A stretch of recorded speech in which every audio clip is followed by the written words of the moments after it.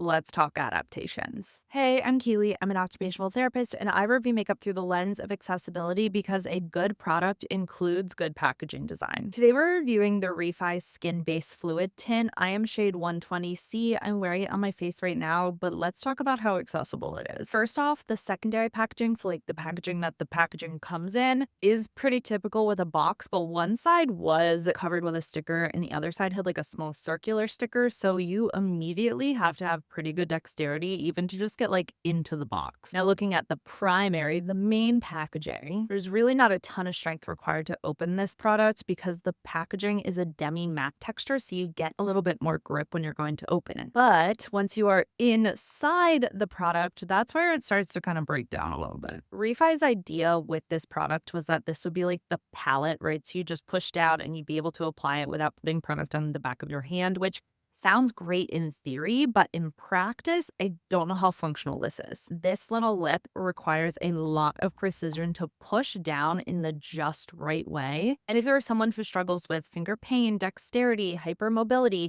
pushing on this might not be your best idea. I do like that they have those three little textural pieces there. That's going to give you, again, a little bit more grip, a little bit more control.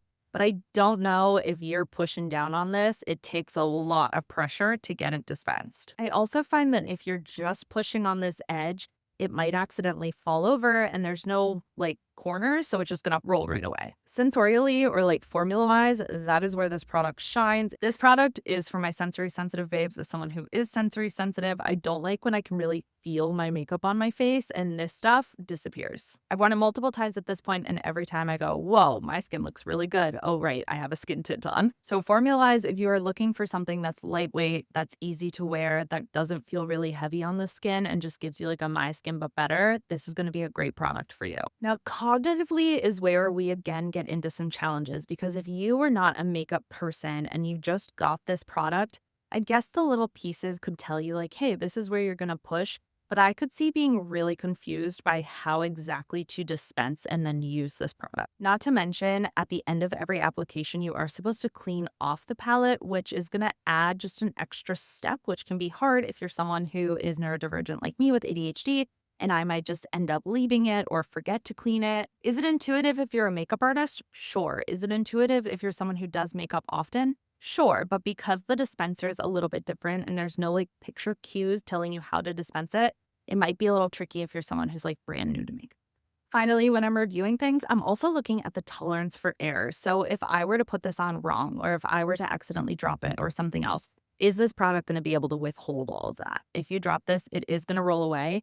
And because of how you have to press it down and it's just like a long cylinder, if you press it down the wrong way, it's just going to flop over, which is going to make it more likely to break or roll off the counter or go somewhere that you can't even grab it. Formula-wise, I do like that you can apply this with your fingers. You can apply it with a brush. You can apply it with a sponge. Again, the product in here is magnificent. It's just getting to the product that's the pain. It doesn't set super quickly, but I do notice that it can layer with other products well. I have a liquid blush on top of this today, and then a little bit of powder and a setting spray, and it all just melded together nicely. Because it is a skin tint, it's a light to medium buildable coverage, so depending on how much coverage you want, you can either use less or more product, but that gives you like a nice wide breadth of options. If you are someone who can manage opening and pushing down a product, this is going to be great for you. But if you are someone with tremors or challenges with dexterity, I don't know that this is going to be the dispenser for you because of how specific you have to be.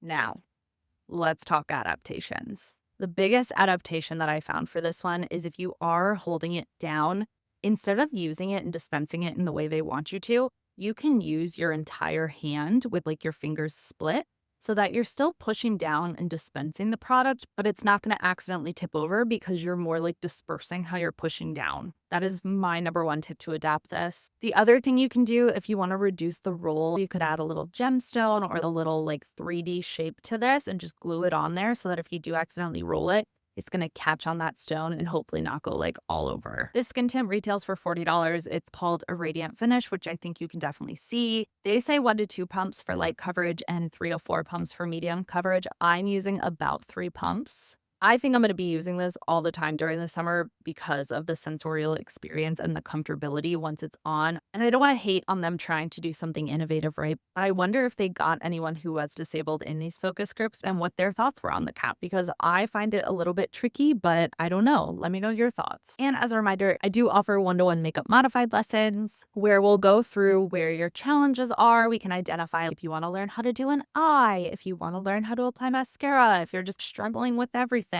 We can go through, find tools, find adaptations, and find products that are going to work for you. Either way, thank you so much for being here. Thank you so much for listening, and I'll see you in the next one.